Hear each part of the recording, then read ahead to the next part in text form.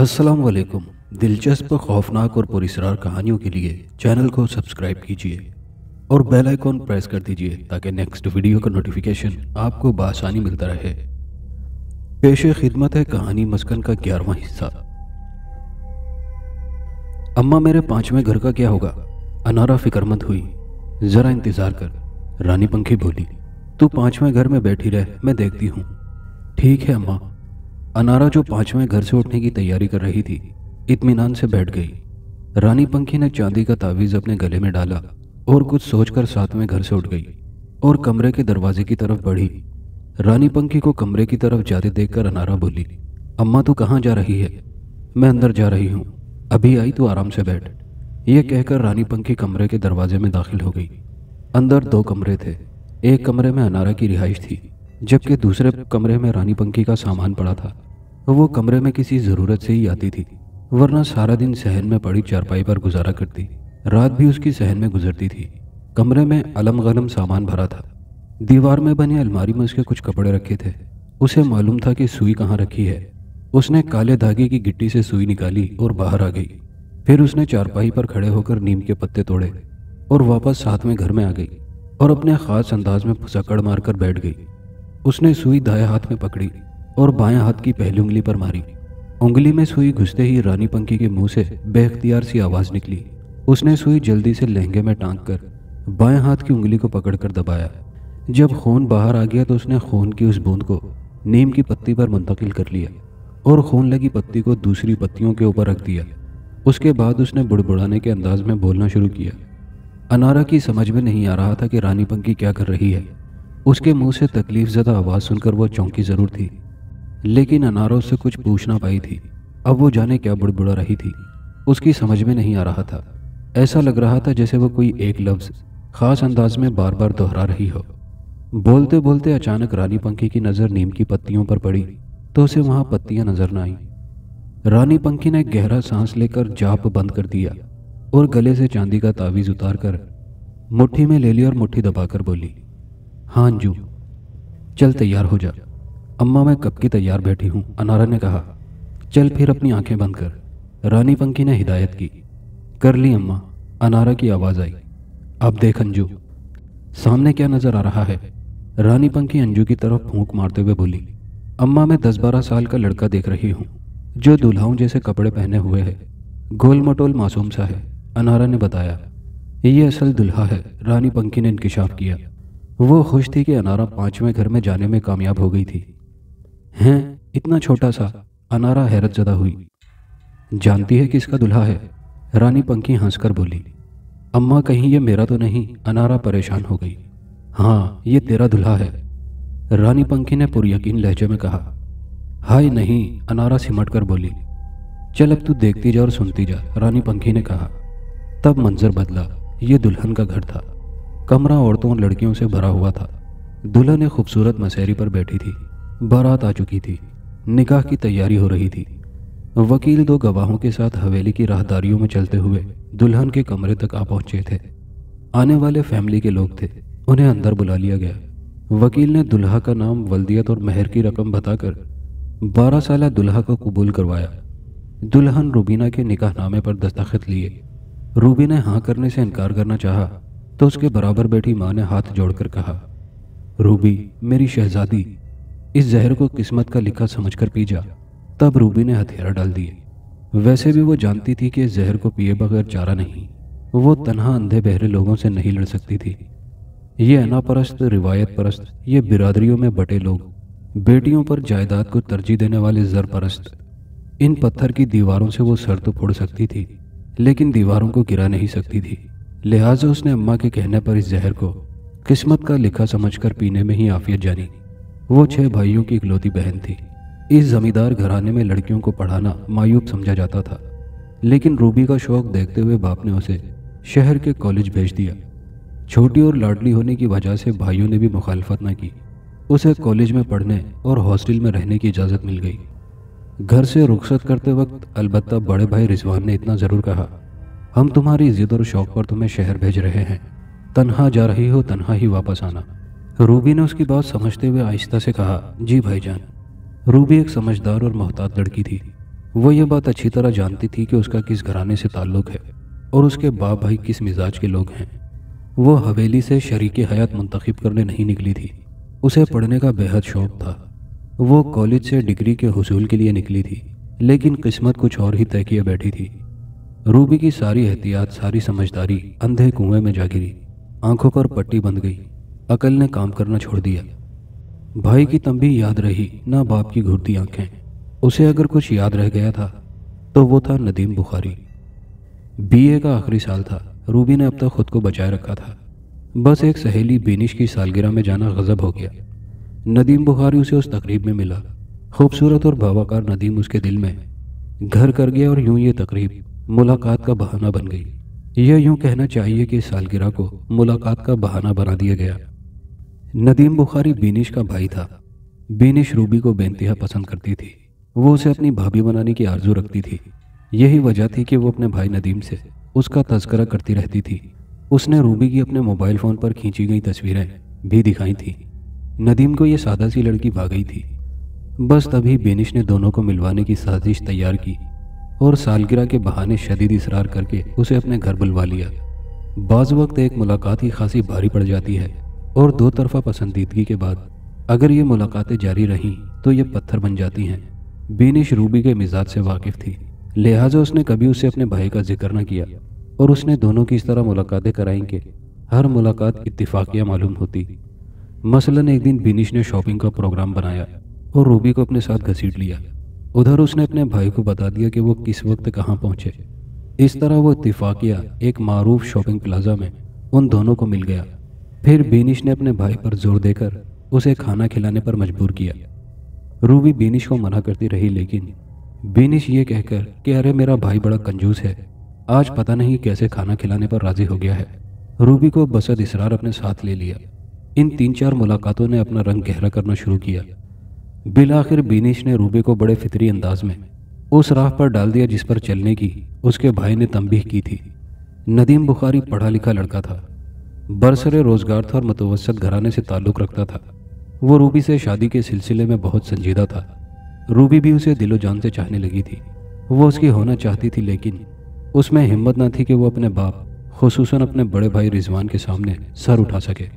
लिहाजा वो फाइनल इम्तिहान के बाद उससे फाइनल मुलाकात करके चली आई। उसने दिल में उठते मोहब्बत के सुनामी को दिल में ही दफन कर दिया।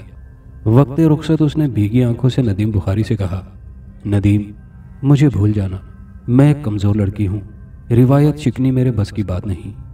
नहीं रूबी, मैं तुम्हें नहीं भूल सकता। तुम हिम्मत करो, अपने घर वालों से बात तो करो। नदीम बुखारी ने उसकी हिम्मत बंधाने की कोशिश की।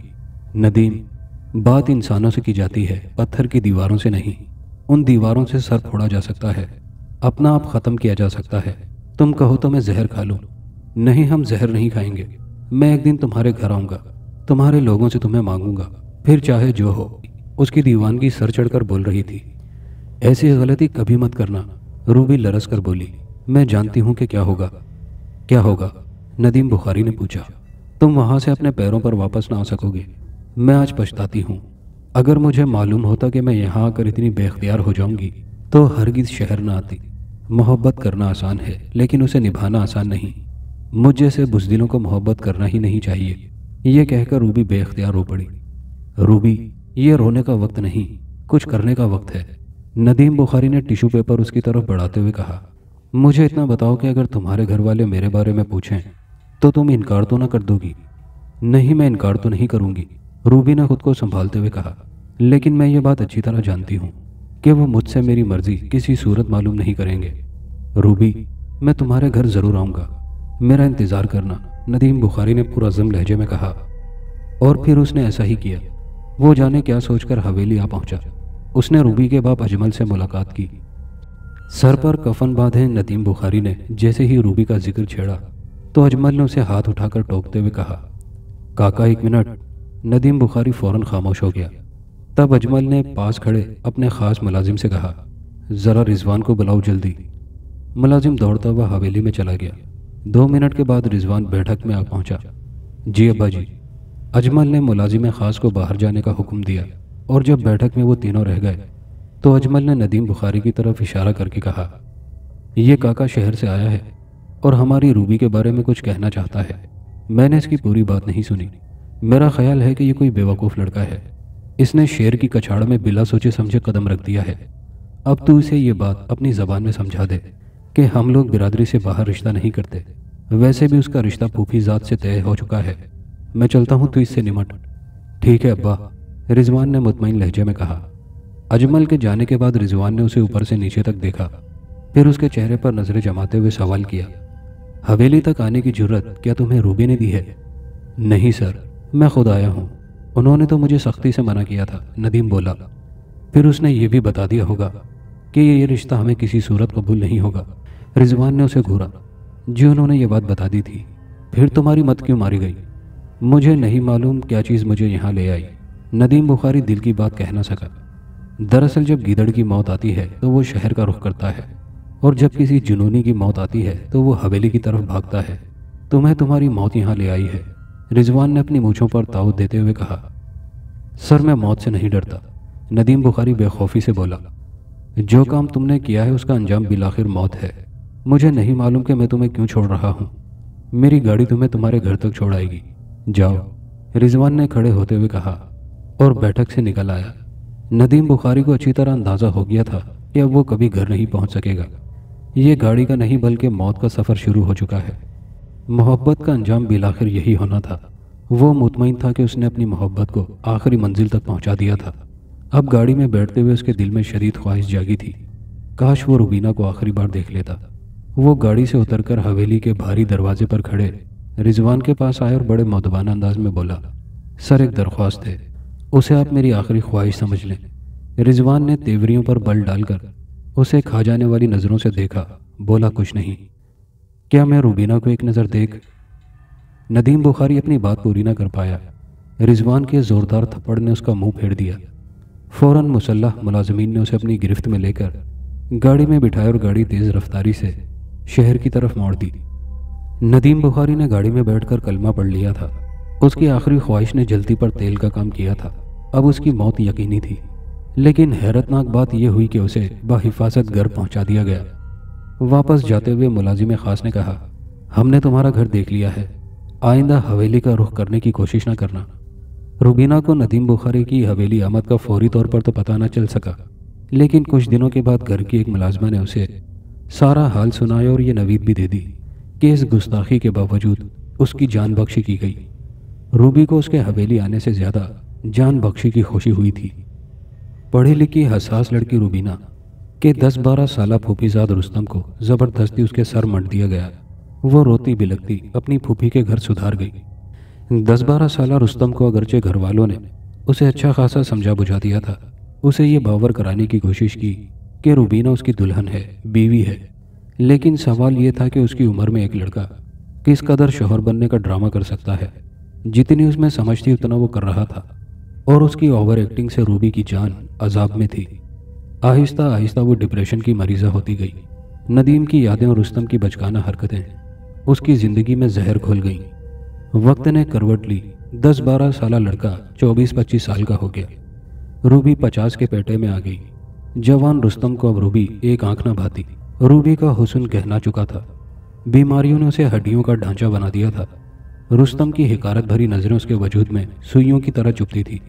रूबी ने अपनी जवानी इस घर की नज़र करती थी। अपनी माँ की इल्तिजा पर कतरा कतरा वो रोज़ जहर पीती रही थी। मायूसियों ने उसके दिल में घर कर लिया था। अंदेशे उसे डराते थे। उसके दिल में शिद्दत से मर जाने की ख्वाहिश उभरती थी। वो संजीदगी से खुदकुशी के बारे में सोचने लगी थी, फिर कुछ सोच कर रुक जाती। रुस्तम का अगरचे उसके वजूद से कोई ताल्लुक न था, लेकिन उसे यह एहसास था कि रुस्तम उसका शौहर है। फिर एक दिन यह एहसास भी अपनी मौत आप मर गया।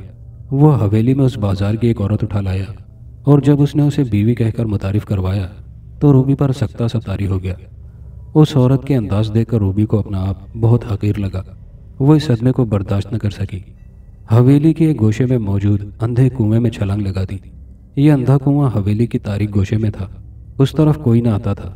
उस गहरे कुएं का पानी खुश्क हो चुका था। रूबी उस कुएं में छलांग लगाने के बाद 2 दिन जानकुनी के आलम में रही। उसने सिसक सिसक कर दम तोड़ा। अनारा की जब बेख्तियार रोने की आवाज़ आई तो रानी पंखी ने चौंक कर कहा, क्या हुआ अंजू? कुछ नहीं अम्मा, क्या होना है? अनारा सिसकते हुए बोली, बंद करते ये दर्दनाक खेल। अच्छा ठीक है। रानी पंखी ने जल्दी जल्दी कुछ पढ़ा और पांचवें घर में बैठी अनारा पर फूंक मारी। फूंक मारते ही अनारा की आंखों के सामने से रूबी की मौत का मंजर गायब हो गया। अनारा ने साड़ी के पल्लू से अपनी खूबसूरत आंखें पोंछी और पांचवें घर से निकल आई। रानी पंखी गले में तावीज डालकर सातवां घर छोड़कर चारपाई पर लेट चुकी थी।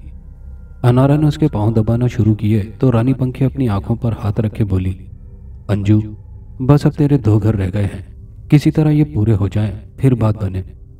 अम्मा, तुझे याद है तूने कहा था कि कोई आकर मेरे भाग जगाएगा? अनारा ने याद दिलाया।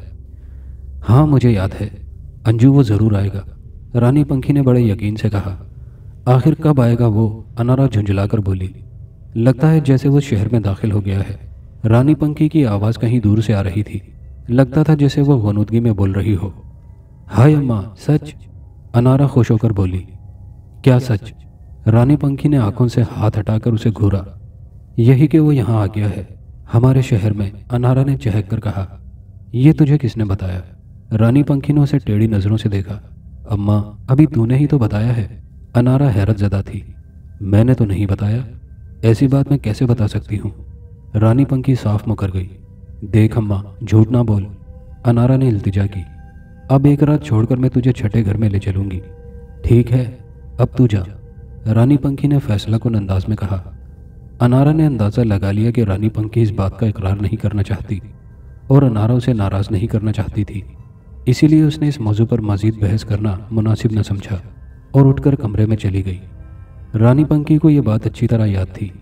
उसने उसके शहर में होने का इकरार किया था, लेकिन उसकी समझ में नहीं आ रहा था कि ऐसा क्यों हुआ था। कहानी का रुख यहां से दोबारा आबिर की तरफ होता है।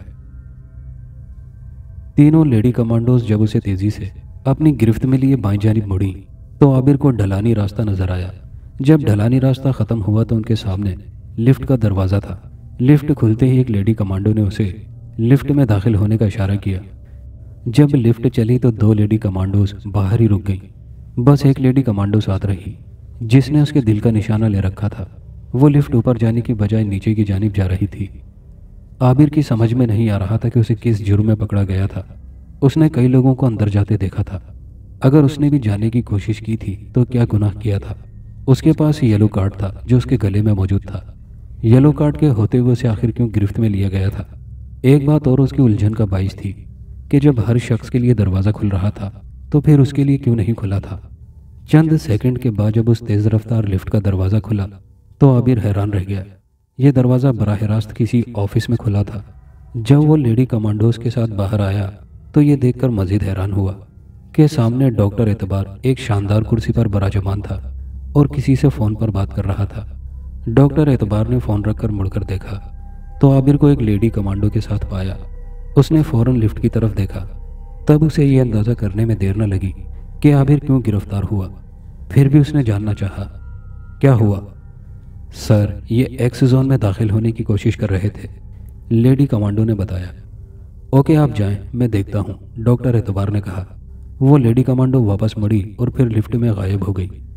डॉक्टर एतबार ने उसे कुर्सी पर बैठने का इशारा किया और बोला, मिस्टर आबिर, आप कहाँ जाना चाह रहे थे? सर, मैं तो कहीं नहीं जाना चाह रहा था, बस कई लोगों को मैंने अंदर जाते देखकर सोचा ज़रा जाकर देखूं कि अंदर क्या है, लेकिन मेरे लिए दरवाज़ा ना खुला और जाने कहाँ से निकलकर लेडी कमांडोज ने मुझे घेर लिया। सवाल यह है कि मेरे लिए दरवाज़ा क्यों नहीं खुला? आबिर ने पूछा। मुझे अंदाज़ा नहीं था कि आपका मुशाहिदा इस कदर तेज़ है कि आते जाते लोगों को फोकस कर लेंगे। अगर मुझे मालूम होता तो तंबीह कर देता। खैर, कोई बात नहीं। रह गई बात कि दरवाज़ा आप पर क्यों नहीं खुला, मैं बताता हूँ। आपने ये तो देख लिया कि दरवाजे के सामने खड़े होने वाले शख्स के लिए चंद लम्हों में दरवाज़ा खुल जाता है, लेकिन उन लोगों की पुश्त होने की वजह से आप ये नहीं देख पाए कि वो दरवाजे के सामने खड़े होते ही अपने गले में पड़े कार्ड को पलट कर दिखाते हैं जिस पर कोड लिखा होता है। कोड के सामने आते ही दरवाज़ा खुल जाता है। अच्छा, ये रास्ता दरवाज़ा खुलने का। ये कहकर आबिर ने अपने गले में पड़े येलो कार्ड को पलट कर देखा। उस पर सादा खानों के सिवा कुछ न था। मेरे कार्ड पर तो कोई कोड नंबर दर्ज नहीं। आपका क्या ख्याल है कि हम एक अजनबी को कोड देकर अपने खुफिया दरवाजे उस पर खोल दें? डॉक्टर एतबार ने हंसकर कहा। आपने हमें इतना बेवकूफ़ समझा है क्या? नहीं सर, जो शख्स इतना बड़ा नेटवर्क चला रहा हो वो भला कम अकल हो सकता है? आबिर बोला। डॉक्टर एतबार ने कोई जवाब देने की बजाय उसे मुस्कुराकर देखा।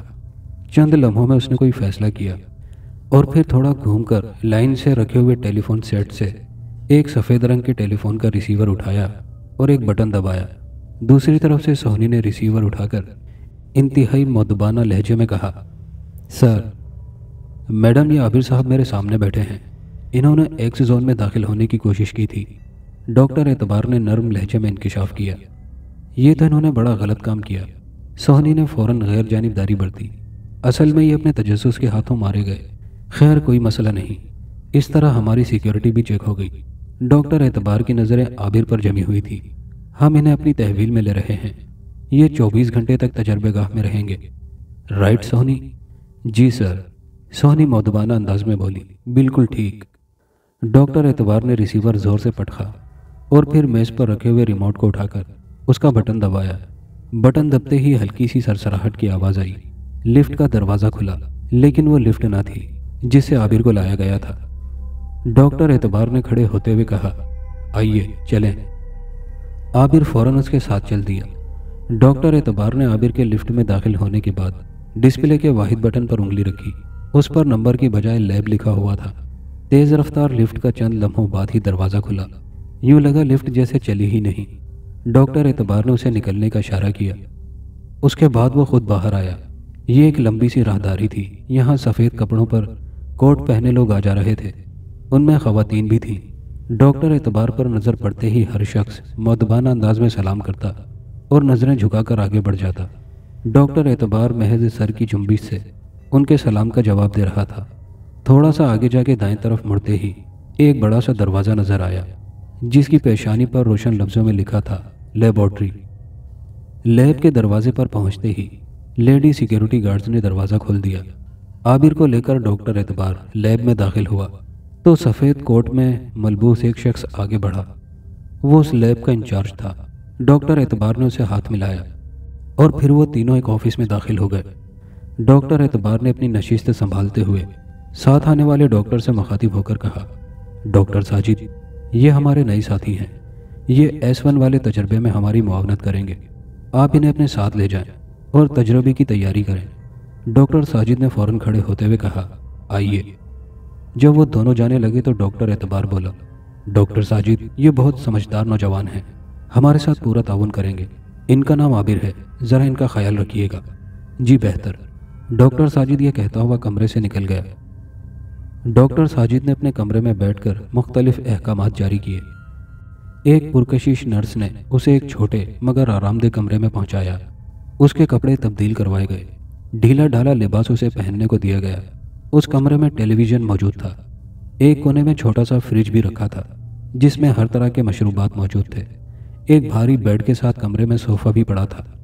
नर्स ने थोड़ी देर के बाद आकर बाजू में इंजेक्शन लगा दिया। उस इंजेक्शन के लगते ही आबिर को एक अनोखे सुकून का एहसास हुआ। नर्स ने उसके हाथ में रिमोट दिया और बोली, आप चाहें तो टीवी देखें। अगर फिल्म देखने का मूड हो तो एक नई फिल्म प्लेयर में मौजूद है, वो देख लीजिएगा। रिमोट टेबल पर मौजूद है। कोई मसला हो तो कॉल बेल का बटन दबा दीजिएगा, मैं आ जाऊंगी। ओके।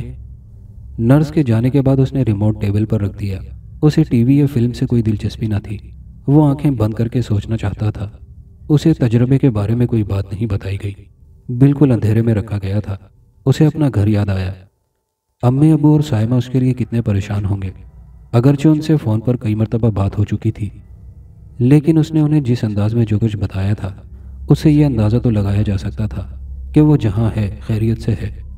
लेकिन जो कुछ वो कह रहा है उस पर यकीन करना इतना आसान ना था। वो उस वक्त को कोसता था जब वो आरज़ू के चुंगल में फंसा था। भला उसे क्या ज़रूरत थी उसके घर जाने की। वो चलते फिरते उसे अपना कार्ड थमा गई थी और वो कच्चे धागे से बंधा उसके घर जा पहुंचा था। ये गैर दानिशमंदाना कदम था जो उसने बिला सोचे समझे उठा लिया था। आरज़ू एक फ्रॉड लड़की थी, ऐसी अय्यार और शातिर लड़की कि उसके बारे में कोई सोच भी नहीं सकता था। वो तो भला हो सोहनी इफ्तिखार का, जिसने उसकी शख्सियत का पर्दा चाक कर दिया था, वरना उसे ज़िंदगी भर उसके फ्रॉड होने का पता न चलता। उस वक्त वो जहाँ मौजूद था उस जगह के बारे में कुछ नहीं जानता था। उसे लग रहा था जैसे वो आसमान से गिरकर खजूर में अटक गया। ये कौन लोग हैं, क्या चाहते थे, कुछ पता नहीं चल रहा था। डॉक्टर एतबार बज़ाहिर एक मासूम सूरत शख्सियत नजर आता था।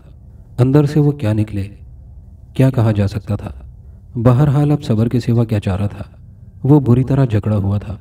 इस कदर सख्त पहरों में था कि यहाँ से निकलना आसान ना था।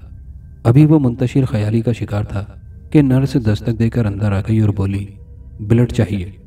खून किस लिए? आबिर ने पूछा। ब्लड टेस्ट करना है, उसने कहा। मेरा खून बहुत अच्छा है, किसी किस्म की टेस्टिंग की ज़रूरत नहीं, आबिर मुस्कुराकर बोला। अच्छा। नर्स खुशदिली से मुस्कुराई और फिर उसने सिरिंज के जरिए खासा खून निकाल लिया। सिस्टर एक बात बताएं, आबिर ने खून से भरी सिरिंज की तरफ देखते हुए कहा। मेरा इतना सारा खून निकाल लिया, आप कहीं खून पीती तो नहीं? तब उसे ऑपरेशन थिएटर में ले जाया गया। वहां उसे एक बेडनुमा स्ट्रेचर पर लिटाया गया। आबिर को सामने एक बड़ा मॉनिटर लगा दिखाई दिया। उसके स्ट्रेचर पर लेटते ही कई डॉक्टरों ने उसे घेर लिया। उसके सर पर मुख्तलिफ आलात फिट कर दिए। पाँव और हाथों को भी मुख्तलिफ तारों से मुंसलिक कर दिया। जब तजर्बे की तैयारी मुकम्मल हो गई तो डॉक्टर एतबार को बुलाया गया। डॉक्टर एतबार ने हर चीज़ का मुआयना करने के बाद आँख और कान के दरमियान इंजेक्शन लगाने का हुक्म दिया। इंजेक्शन लगते ही आबिर पर एक गुनूदगी सी तारी हो गई, लेकिन वो बड़ी हद तक होश में था। उसे अपने इर्द गिर्द होने वाली गुफ्तगू साफ सुनाई दे रही थी। जी आबिर साहब, अब हम अपना काम शुरू करते हैं, इजाज़त है? डॉक्टर एतबार की आवाज़ आई। जी सर, आबिर बोला। इस वक्त आपकी उम्र क्या है? डॉक्टर एतबार ने सवाल किया। हम आपको आहिस्ता आहिस्ता मरहलेवार माजी में ले जाएंगे, आप तैयार हैं? मैं तैयार हूँ। गुनूदगी गहरी होती जा रही थी। आबिर को अपनी आवाज़ दूर से आती हुई सुनाई दी। सवाल जवाब जारी थे। डॉक्टर एतबार इंजेक्शन के जरिए उसे माजी के धुंधलकों में ले जा रहा था। आहिस्ता आहिस्ता वो बचपन की हदूद में दाखिल हो गए थे। 5 साल आबिर अपने बचपन की यादों को दोहरा रहा था। डॉक्टर एतबार की नज़रें मॉनिटर पर जमी थी। स्क्रीन पर कुछ अशकाल उभर रही थी, लेकिन ये वाज़ेह नहीं थी। डॉक्टर एतबार की कोशिश थी कि ये यादें, ये बातें किसी तरह तस्वीरी शक्ल इख्तियार कर लें। आबिर जो देख रहा है वो साफ और वाज़ेह तौर पर नज़र आने लगे। अचानक मॉनिटर की स्क्रीन पर एक चीज़ नज़र आई कि डॉक्टर एतबार के होश उड़ गए।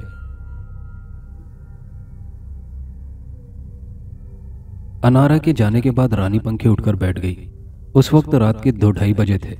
दीवार के उस तरफ कुछ मर्दों के तेज तेज बोलने की आवाज़ें आ रही थी।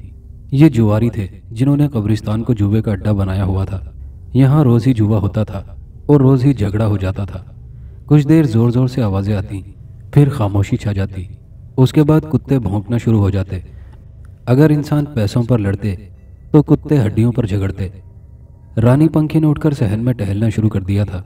अभी कुछ देर पहले की बात उसके गले से नहीं उतर रही थी कि आखिर ऐसा क्यों कर हुआ था। उसे इतना ज़रूर याद था कि चंद लम्हों के लिए उस पर गुनूदगी छाई थी और उसी गुनूदगी के दौरान उसने उसके शहर में दाखिल होने की इत्तला दी थी। रानी पंखी ने ऐसा शऊरी कोशिश के तहत ना किया था, बल्कि लाशऊरी तौर पर उसे अल्फाज कहलवाए गए थे। आखिर ऐसा किसने किया था? क्या बग्गा ने? अगर बग्गा ने किया तो उसने ऐसा क्यों किया? ऐसी इत्तला देकर क्या वो अंजू को उसके पीछे लगाना चाहता था? मुमकिन है उसकी इस हरकत का मकसद अंजू को उसे बरगश्ता करना हो। वो अब दुश्मनी पर उतर आया था, इसीलिए ओछे हथकंडे इस्तेमाल करने शुरू कर दिए थे।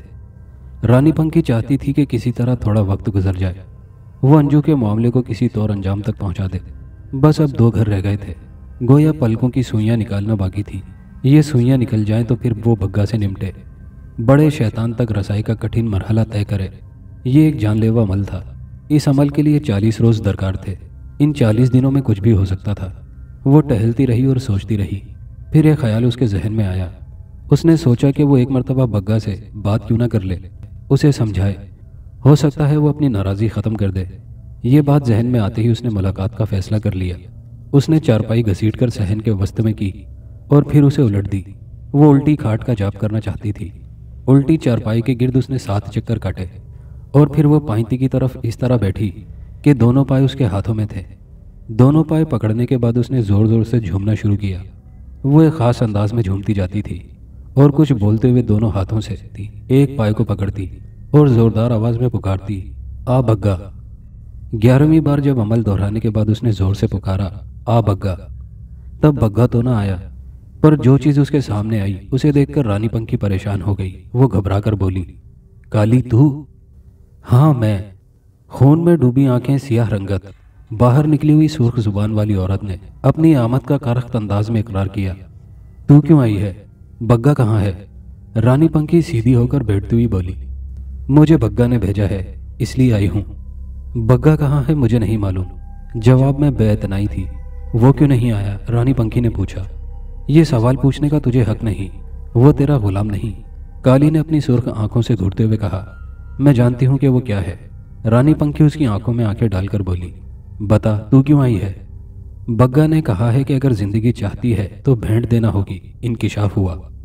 कैसी भेंट? रानी पंखी ने पूछा। तुझे अपना खून देना होगा। काली ने अपनी लंबी जबान हिलाई। वो अब मेरे खून का प्यासा हो गया। रानी पंखी के लहजे में दुख था। बग्गा की रानी बन जा, तेरे सारे दुख दूर हो जाएंगे। रास्ता बताया गया। काली तू अपनी हद में रह, मुझे तेरे मशवरे की जरूरत नहीं। रानी पंखी गुस्से में आ गई। पंखी याद रख, तेरी ये अकड़त एक दिन तुझे ले डूबेगी। तंबीह की गई। तू मेरी फिक्र छोड़, वो बात कर जो बग्गा ने कही है। कहा ना तुझे खून देना होगा, काली ने जवाब दिया। मेरे खून की एक बूंद चखकर उसे नशा चढ़ गया। जब उससे कहना कि पंखी अपने खून की आखिरी बूंद तक भेंट चढ़ा देगी, लेकिन वो जो चाहता है उसके लिए राजी ना होगी। रानी पुरअज़म लहजे में बोली। चल ठीक है, फिर भेंट दे। काली ने मिट्टी का प्याला उसके सामने करते हुए कहा। रानी पंखी एक झटके से गुस्से से उठी। उसने चारपाई सीधी करके दीवार से लगाई और किचन में जाकर एक तेजधार छुरी उठाकर बाहर आ गई। ला, प्याला इधर कर। उसने चारपाई पर बैठते हुए अपनी बाईं कलाई पर छुरी से कट लगाया। नस कटते ही खून तेजी से निकलने लगा। काली ने प्याला उसकी कलाई के नीचे कर दिया। जब आधे से ज्यादा प्याला भर गया तो रानी पंखी ने अपना हाथ खींच लिया। फिर अपनी कलाई की नस को दबाते हुए बोली, जा, दफा हो जा। काली ने यह सुनकर भयानक कहकहा लगाया और फिर प्याले समेत गायब हो गई। उसके जाने के बाद रानी पंखी बावर्ची खाने में गई। उसने एक चुटकी राख नस पर डाली और उसे अंगूठे से दबाया। बहता खून यकदम मुंजमद होसा हो गया। रानी पंखी ने चंद लम्हों बाद अपना अंगूठा जख्म से हटा लिया और एक गहरा सांस लेकर चारपाई पर लेट गई। उसके चेहरे पर एक तल्ख मुस्कुराहट थी। डॉक्टर एतबार ने स्क्रीन पर जो देखा वो उसके होश उड़ा देने के लिए काफी था। वो पूरे इत्मीनान से आबिर की बचपन की यादों को कुरेद रहा था। स्क्रीन पर कुछ गैरवाज़ेह अश्काल उभर रही थी कि अचानक एक बिल्ली नमूदार हुई। वो काले मुंह की सफ़ेद बिल्ली थी। पहले वो एक हैवले की शक्ल में धुंधली नजर आई, फिर देखते ही देखते उसने एक वाज़ेह शक्ल इख्तियार कर ली और इतनी वाज़ेह हो गई कि उसका एक एक बाल साफ नजर आने लगा। उसकी आंखें सुर्ख थीं, मुंह काला, जिस्म सफ़ेद और पंजे काले थे। अभी डॉक्टर एतबार उसके बारे में तज्जिया कर ही रहा था कि ये क्या है और कहाँ से आई है। इतने में वो काले मुंह वाली सफ़ेद बिल्ली एक्शन में आ गई। उसने स्क्रीन से सीधी डॉक्टर एतबार पर जस्त लगाई। अगर वो गैर इरादी तौर पर झुकना गया होता तो वो यकीनन उसके चेहरे से टकराती। डॉक्टर एतबार ने जब पलटकर देखा कि बिल्ली कहाँ गई तो वो उसे पूरे कमरे में कहीं नजर न आई। डॉक्टर एतबार को इस तरह अचानक झुकते देखकर वहाँ मौजूद डॉक्टरों को बड़ी हैरत हुई। सर क्या हुआ? इंचार्ज डॉक्टर साजिद ने फिक्रमंदी से पूछा। क्या आपने वो नहीं देखा जो मैंने देखा? डॉक्टर एतबार ने उलझे हुए लहजे में कहा। सर आपने क्या देखा? डॉक्टर साजिद बोला। मैंने सुर्ख आंखों और काले मुंह की सफ़ेद बिल्ली देखी जो अचानक स्क्रीन पर नजर आई। फिर उसने स्क्रीन से निकलकर मुझ पर छलांग लगाई तो मैं उससे बचने के लिए नीचे झुका। डॉक्टर एतबार ने सारी बात तफसील से बताई। ये सुनकर वहां मौजूद सारे स्टाफ के मुंह हैरत से खुलकर रह गए। उन्हें डॉक्टर एतबार के बयान पर सख्त हैरत हुई, इसलिए कि ऐसा कोई वाकया पेश न आया था। अगर वाकई ऐसा होता तो इस बंद लैब से वो बिल्ली कहाँ गायब हो गई? अव्वल तो स्क्रीन से किसी बिल्ली का मुजस्सम होकर निकलना बईदस कयास था। बिलफर्ज अगर ऐसा हुआ भी था तो वो बिल्ली आखिर कहाँ गई? डॉक्टर एतबार का इसरार था कि उसने जो देखा है वो बचशम खुद देखा है। दीगर स्टाफ परेशान, आखिर ये क्यों कर मुमकिन है? लेकिन क्योंकि ये बॉस का फरमान था इसलिए कैसे झुटलाया जाता। सबने मान लिया कि जो आप कहते हैं ठीक कहते हैं। डॉक्टर एतबार अपसेट हो चुका था, इसलिए तजर्बे को फौरी तौर पर मुलतवी कर दिया गया। आबिर नीम गुनूदगी के आलम में था। 2 घंटे आईसीयू में रखकर उसे अपने कमरे में भेज दिया गया था। डॉक्टर एतबार ने वहाँ इस मसले पर मजीद कोई बात न की। वो लैब से निकलकर अपने मेन ऑफिस पहुँच गया। वो जहनी तौर पर परेशान था। उसने सोहनी इफ्तिखार को बुला भेजा। वो उसकी कॉल की ही मुंतजिर थी। जैसे ही उसे पैगाम मिला वो सर के बल दौड़ती चली आई। वो कमरे में दाखिल हुई।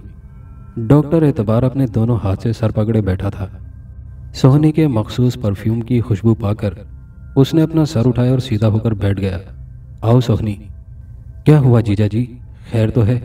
सोहनी ये बात अच्छी तरह जानती थी कि डॉक्टर एतबार से किस वक्त किस अंदाज में बात करनी है, और वो ये अंदाज़ा डॉक्टर एतबार के तर्ज तुखातिब से लगा लेती थी। डॉक्टर एतबार को सर पकड़े देखकर वो परेशान हो गई थी। उसने आज तक इस अंदाज में नहीं देखा था। वो सीट पर बैठने की बजाय उसके करीब आ खड़ी हुई और बोली, सर में दर्द हो रहा है क्या, दबा दूं?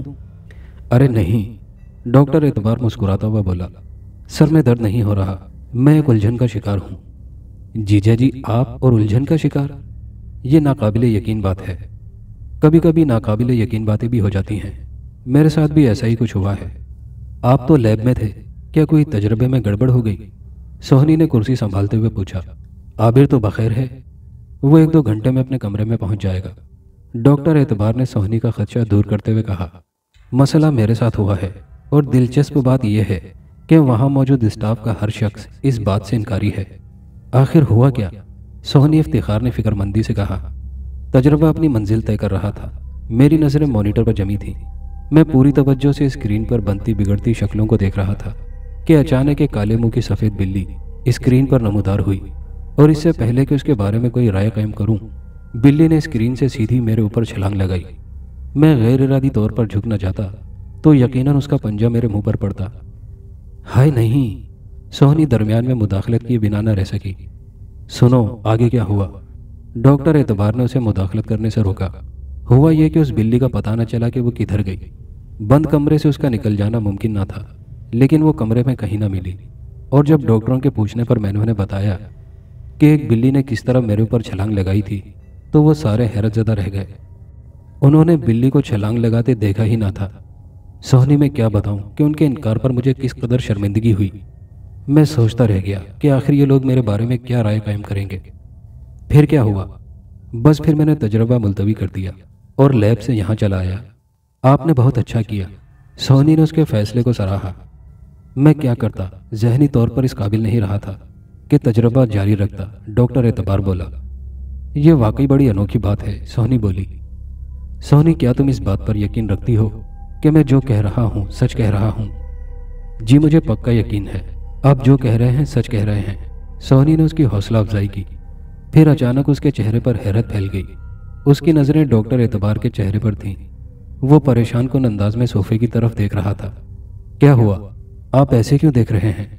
वो परेशान होकर बोली। वो उधर सोफे पर देखो। डॉक्टर एतबार ने इशारा किया। क्या है सोफे पर? सोहनी इफ्तिखार जहां बैठी थी, सोफा उसके दाएं जानिब थोड़ा सा पीछे रखा था। सोहनी ने गर्दन घुमाकर सोफे की तरफ देखा। सोहनी को सोफे पर कुछ नजर न आया तो वो उठकर खड़ी हो गई। सोफे पर काले मुंह की सफ़ेद बिल्ली मौजूद थी। वो अपनी सुर्ख आंखों से डॉक्टर एतबार को घूर रही थी। सोहनी के उठते ही वो भी सोफे पर खड़ी हो गई। जीजा जी, सोफा तो खाली है, सोहनी सोफे की तरफ बढ़ती हुई बोली। इतने में काले मुंह की सफ़ेद बिल्ली अपनी दोनों टांगों पर झुकी और उसने सोहनी के ऊपर छलांग लगाई। सोहनी, बचना, डॉक्टर एतबार ने घबरा कर कहा। सोहनी परेशान होकर एक तरफ हो गई। उसे कुछ नजर नहीं आ रहा था तो वो बचती किस चीज से? उसने पूछा। जीजा जी, है क्या, कुछ बताएं तो। सोहनी, बिल्ली है, वही लैब वाली काले मुंह की सफेद बिल्ली। लेकिन मुझे तो बिल्ली कहीं नजर नहीं आ रही, सोहनी बोली। तुम्हें नजर नहीं आ रही? वो तो तुम्हारे कंधे पर बैठी है, डॉक्टर एतबार ने बताया। हाय, मैं मर जाऊं। वो जल्दी से सोफे पर बैठ गई और उसने नादीदा बिल्ली को अपने कंधे से धकेलने की तसव्वुराती कार्रवाई की। डॉक्टर एतबार सफ़ेद बिल्ली पर नजरें जमाए हुए था। जैसे ही सोहनी सोफे पर बैठी, उसने लंबी जकंत भरी और सीधी डॉक्टर एतबार के ऊपर आई। उसका मुंह खुला हुआ था और हाथ पांव फैले हुए थे। काले मुंह की सफ़ेद बिल्ली को अपनी तरफ छलांग लगाते देखकर वो फौरन मेज की आड़ में हो गया। बिल्ली सामने पर्दे से टकराई और देखते ही देखते गायब हो गई। सोहनी ने डॉक्टर एतबार को मेज की आड़ में बैठते देख लिया था। जब वो उठकर मेज के नज़दीक आई तो उसने डॉक्टर एतबार को मेज के अंदर घुसा बैठा देखा। सोहनी, वो किधर गई? डॉक्टर एतबार ने सोहनी के पैर देखते ही पूछा। जीजा जी, यहाँ तो कोई चीज़ नहीं है, सोहनी ने कमरे पर एक तायराना नज़र डालते हुए कहा। डॉक्टर एतबार शर्मिंदा शर्मिंदा सा मेज के नीचे से निकल आया। 2-3 सांस लेकर उसने मेज पर रखा हुआ पानी पिया और कुर्सी से टेक लगाकर बैठ गया और खाली खाली नजरों से सोहनी को देखने लगा। आप परेशान ना हो, यहाँ इस कमरे में कोई चीज मौजूद नहीं है। असल परेशानी मेरी यही है, डॉक्टर एतबार बोला। मैं जो देखता हूँ वो किसी को नजर नहीं आता। अफसोस सोहनी, तुम्हें भी नहीं। बाय गॉड जीजा जी, मैं सही कह रही हूँ, सोहनी ने उसकी आंखों में देखते हुए कहा। लेकिन आपकी कैफियत बता रही है, वाकई कोई चीज है जो आपको सता रही है। आप जरा दोबारा पूरी तफसील से सारी बात दोहराएं। डॉक्टर एतबार ने दोबारा सारी बात पूरी जुजियात के साथ सुना दी। सोहनी इफ्तिखार ने बात सुनकर कहा, कहीं उस बिल्ली का आबिर से तो कोई ताल्लुक नहीं? सोहनी, ऐसा हो सकता है, वो एक गैर मामूली लड़का है। ये बात मुझे तजर्बे के दौरान महसूस हुई।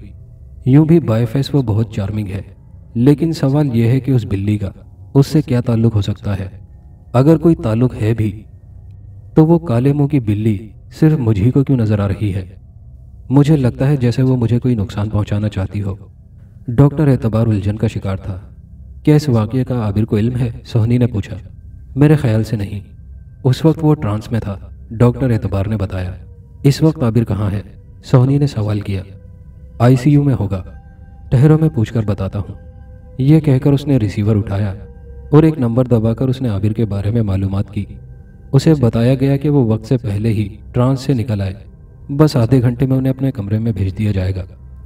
रिसीवर रखकर वो सोहनी से मुखातिब हुआ। आधे घंटे के बाद वो अपने रूम में चला जाएगा। अगर आप इजाज़त दें तो मैं उससे बात कर लूँ? सोहनी ने कहा। हाँ कर लेना, डॉक्टर एतबार बोला। उससे पूछना कि क्या उसके बचपन में इस तरह की कोई बिल्ली उसके घर में रही है? जी ठीक है, मैंने आपकी बात समझ ली है। सोहनी ने उठने के लिए पड़ तोले। जीजा जी मैं चलूं? नहीं बैठो, मैं चाय मंगवाता हूँ। डॉक्टर एतबार जिस उलझन का शिकार था वो इस हाल में तन्हा नहीं रहना चाहता था। सोहनी से उसकी बहुत अच्छी अंडरस्टैंडिंग थी और इस वक्त उसे किसी ऐसी ही रफाकत की ज़रूरत थी। आधे घंटे के बाद सोहनी उसके कमरे से निकली। आबिर के अपने कमरे में जाने की इत्तला उसे मिल चुकी थी। वो सीधी आबिर के पास पहुंची। दस्तक देकर जब वो अंदर दाखिल हुई तो उसने उसे बड़े पुरसुकून अंदाज में बेड पर लेटा पाया। सोहनी को देखते ही वो उठकर बैठ गया। वो तेजी से आगे बढ़ी और बोली, आबिर साहब आप लेटे रहें। सोहनी साहिबा, खुदा न ख्वास्ता मैं कोई मरीज थोड़ा ही हूँ। वहाँ लैब वाले मुझे कुछ इसी तरह ट्रीट कर रहे थे, मैं उनसे जान छुड़ा कर चला आया। आबिर ने हंसते हुए कहा। कहिए कैसा रहा एक्सपेरिमेंट? सोहनी ने हस्बे मामूल बेड पर बराजमान होते हुए कहा। ये तो डॉक्टर एतबार ही बता सकते हैं। आबिर बोला। अच्छा या बुरा उन्होंने मुझे कुछ नहीं बताया। मेरी उनसे बात हुई थी, वो कह रहे थे कि आप एक गैर मामूली आदमी हैं। सोहनी ने आबिर की आंखों में मुस्कुराकर देखा। Very special. सोहनी साहिबा, आज के माशरे में किसी माजूर को स्पेशल कहा जाता है। यह कहकर वो हंसा। आप ऐसे स्पेशल हैं जिसने हमें मफलूज कर दिया है। सोहनी ने अपनी जहानत दिखाई। अल्लाह ना करे, आबिर बोला। अच्छा एक बात बताएं, आपको कबूतरों में दिलचस्पी है? सोहनी ने गिरा खोलना शुरू की। नहीं, आबिर ने जवाब दिया। बिल्लियों वगैरह से लगाव है? सोहनी ने दूसरा सवाल किया। नहीं। क्यों पूछ रही हैं? आबिर परेशान हुआ। घर में भी कभी किसी ने कोई बिल्ली नहीं पाली? सोहनी ने एक नया सवाल किया। नहीं, मेरे घर में किसी को ऐसा शौक नहीं, वो बोला। घर में अक्सर बिल्लियां आ जाती हैं। कभी आपने काले मुंह की सफ़ेद बिल्ली जिसकी दुम और पाँव भी काले हों अपने घर में आती जाती देखी? आबिर ने मुस्कुराते हुए कहा। सोहनी साहिबा, ये आपने किस किस्म की तहकीक शुरू कर दी? दरअसल बात यह है कि आप पर जो तजर्बा किया गया है उसमें एक बिल्ली की निशानदेही हुई है। डॉक्टर एतबार बराह रास्त आपसे इस मसले पर बात करेंगे। मैं तो यूं ही पूछ रही थी। इसका मतलब है कि मेरे लाशऊर से कोई काले मुंह की सफ़ेद बिल्ली निकल आई है? आबिर ने हंसते हुए सोहनी को देखा। हाँ शायद, सोहनी ने उसकी तायीद की। अरे, आबिर बेख्तियार चौंका। उसकी नज़रें बंद दरवाजे पर थी जहाँ एक काले मुंह की सफ़ेद बिल्ली पाँव फैलाए बैठी थी। खैरियत, क्या हुआ? सोहनी ने उसकी नज़रों के ताकुब में दरवाजे की तरफ देखा। उसका दिल धाड़ धाड़ करने लगा, लेकिन उसे कुछ नजर न आया। इतने में वह सफ़ेद बिल्ली तेजी से उठी, दौड़ती हुई आगे आई। उसने सोफे पर छलांग लगाई और उसकी पुश्त पर चढ़कर अपनी सुर्ख आंखों से उन दोनों को देखा और वहीं से उनकी तरफ छलांग लगाई। आबिर फौरन नीचे झुक गया। सोहनी को ये समझते देर न लगी कि वो नादीदा बिल्ली कमरे में दाखिल हो गई है और उसने आबिर पर छलांग लगाई है, लेकिन वो ये अंदाज़ा न कर सकी कि छलांग उसने आबिर पर नहीं, खुद उस पर लगाई है। दोस्तों, ये कहानी अभी जारी है। कहानी का बकिया हिस्सा नेक्स्ट वीडियो में मुलाहिजा कीजिएगा। और अगर आपने अभी तक चैनल को सब्सक्राइब नहीं किया तो चैनल को सब्सक्राइब कर लीजिए। शुक्रिया।